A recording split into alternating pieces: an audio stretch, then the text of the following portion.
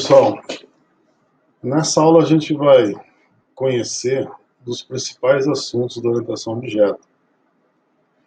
É o ponto, sem dúvida, onde ela mais diferencia dos outros paradigmas. Tá? Foi quando conseguiram, com uma forma de você montar um programa, né, com um paradigma, o tão procurado reuso, né, que é o reaproveitamento de código.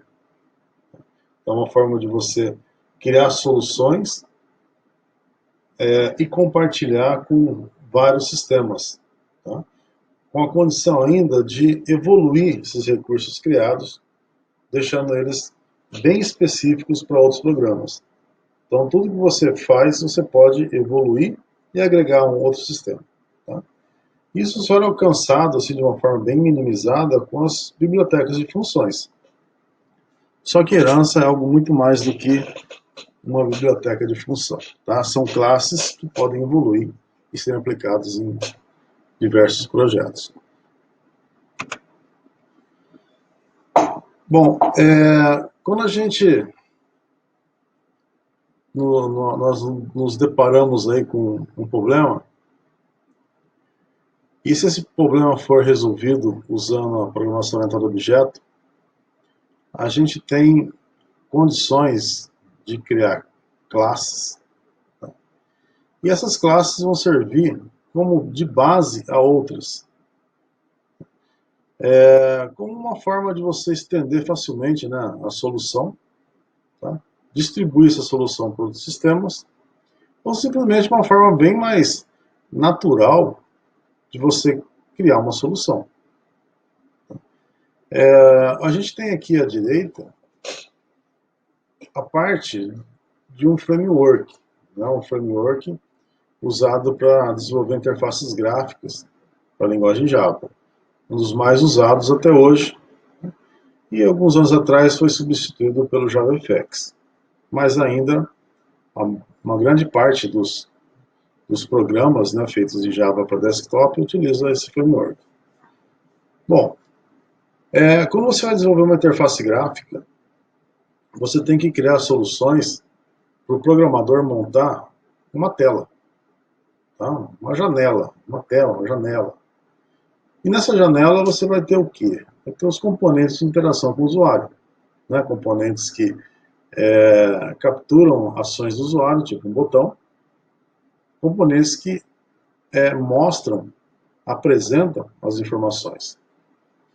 Aí se você olhar, se começar a estudar esses componentes, você pode notar que muitas coisas que eles têm são iguais. Né? Um botão tem uma coordenada, da onde ele foi posicionado numa tela. Uma área de texto também tem uma coordenada. Tá? Os componentes têm largura e altura. Componentes, muitas vezes, têm títulos, né? Tipo um item de menu, um botão. Então, os componentes têm coisas em comum. Então, se você for criar, para cada componente de uma tela, você for criar uma classe em separado, você vai ter que criar um monte de classes e elas vão ter muitas coisas parecidas. Então, por que não criar componentes básicos e estendendo eles para algo mais específico? Né? Por que não criar um botão abstrato, né? Um botão onde tem informações básicas de um botão e depois transformar ele num botão final, em um checkbox, em um botão de apertar e soltar. Tá? Por quê? Todos esses buttons, esses componentes, eles têm coisas em comum, eles apresentam uma informação, tá? A gente chama de título, e você vai clicar. Quando você clica, ele responde. Tá? Pode responder se foi clicado, simplesmente, ou pode responder se foi marcado ou desmarcado. Tá? O que me difere deles talvez seja a aparência e algumas ações específicas. Então, na hora de criar classes, várias classes com mesmas informações, então eu vou ter aqui a coordenada, a largura, a altura, o título, Aqui a coordenada, largura, altura, título, né? Para que ficar replicando isso daí? Podemos criar a base e estender para outros mais específicos e continuar esse processo. Tá? Então, o pessoal que criou o framework que representa, né, os componentes de uma interface gráfica, decidiu criar, por exemplo, o JComponent, o que todos os componentes têm. Todos eles têm, talvez, uma coordenada. Está aqui. Tá? E essa coordenada é passada para o label, tá? Ela é passada para um text component, que passa para um text field, que passa para um JPassword field. Tá? Então vocês vão vendo que a gente tem uma hierarquia. Esse, tá? Ele herda características para esse, que herda características para esse, que herda característica para esses dois. Então, se eu coloquei aqui coordenada x, todos esses descendentes vão ter coordenada x. No momento que aqui tem texto, tá, o texto digitado, daqui para frente todos eles vão ter o texto. Todos esses aqui. Tá? Menos os anteriores a ele, porque eu tenho um processo de hierarquia. Tá? Então eu consigo fazer uma programação onde eu vou aproveitar muito o código. Tá? Definido aqui, não preciso definir aqui.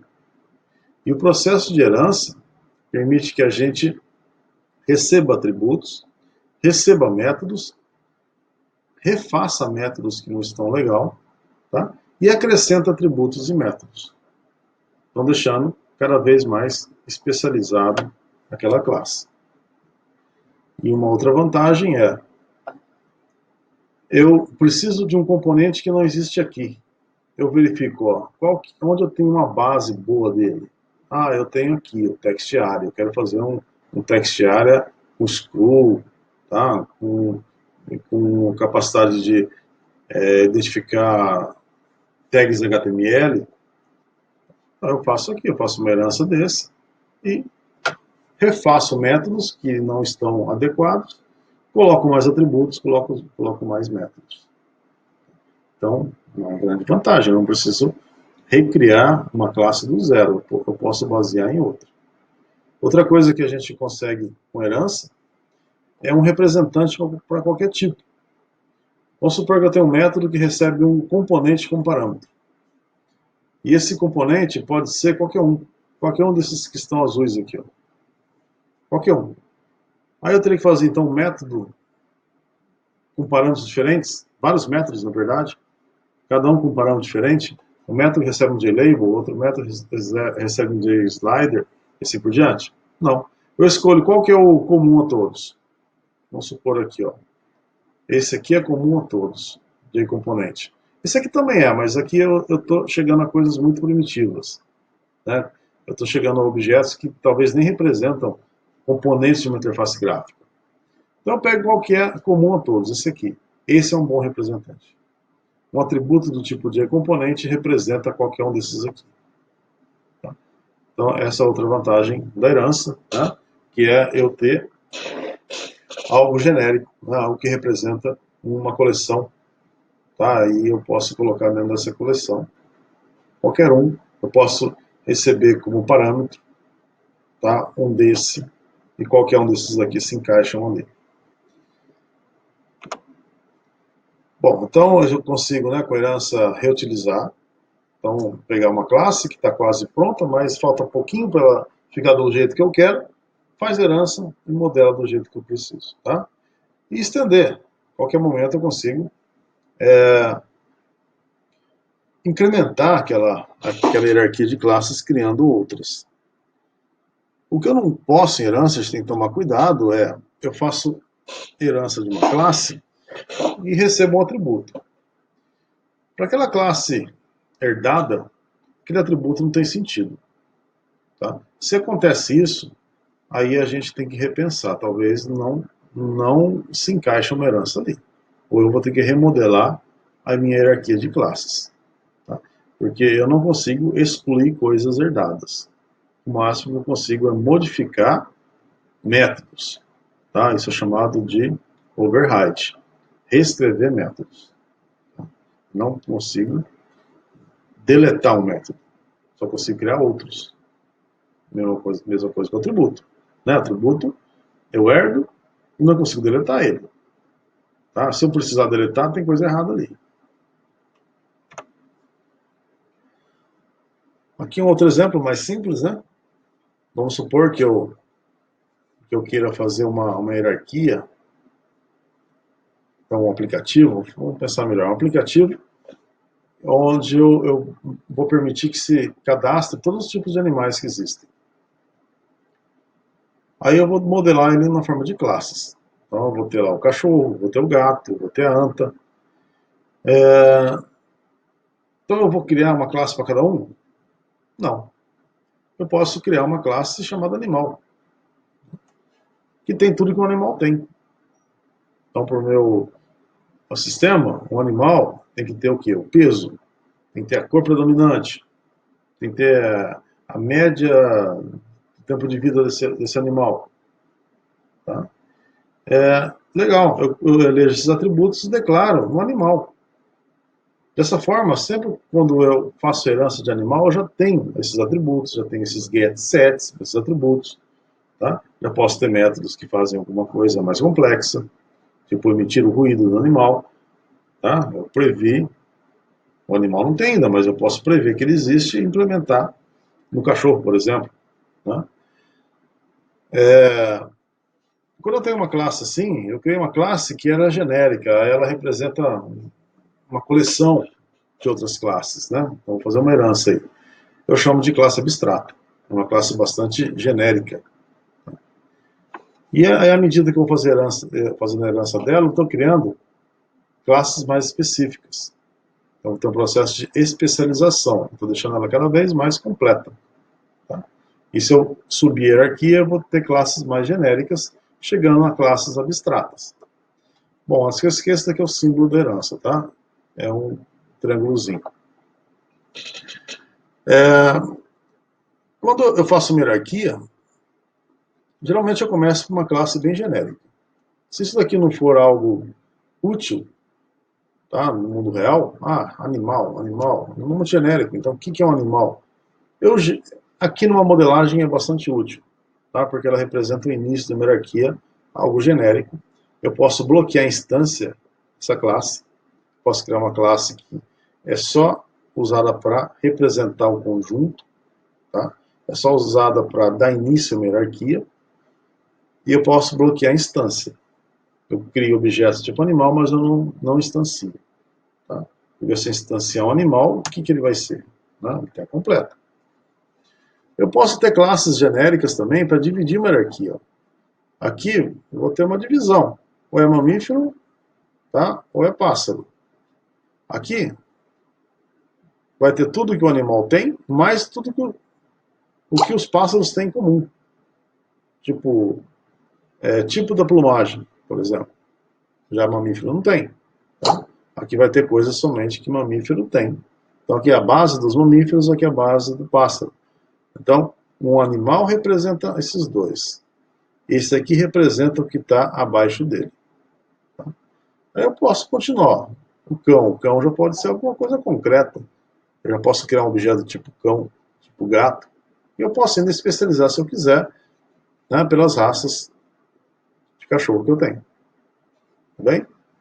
Então, isso daqui está representando uma hierarquia de classes, está representando que toda vez que eu vou descendo a hierarquia, eu vou criando coisas mais concretas, né? Classes mais concretas, conceitos finais, e quando eu estou subindo a hierarquia, eu estou chegando, muitas vezes, em pontos que foram usados, né? Classes foram usadas para dividir a hierarquia, ou até mesmo uma superclasse, que é que representa todos. A gente vai agora criar um exemplo onde eu consigo colocar uma boa parte dos conceitos da orientação objeto, usando uma modelagem simples, tá? Usando aí 3 classezinhas a gente consegue treinar bastante tanto a sintaxe quanto os conceitos da herança. Vamos supor que alguém pediu para você para desenvolver um sisteminha onde vai ser possível você cadastrar funcionários. Tá? Mas são funcionários que você vai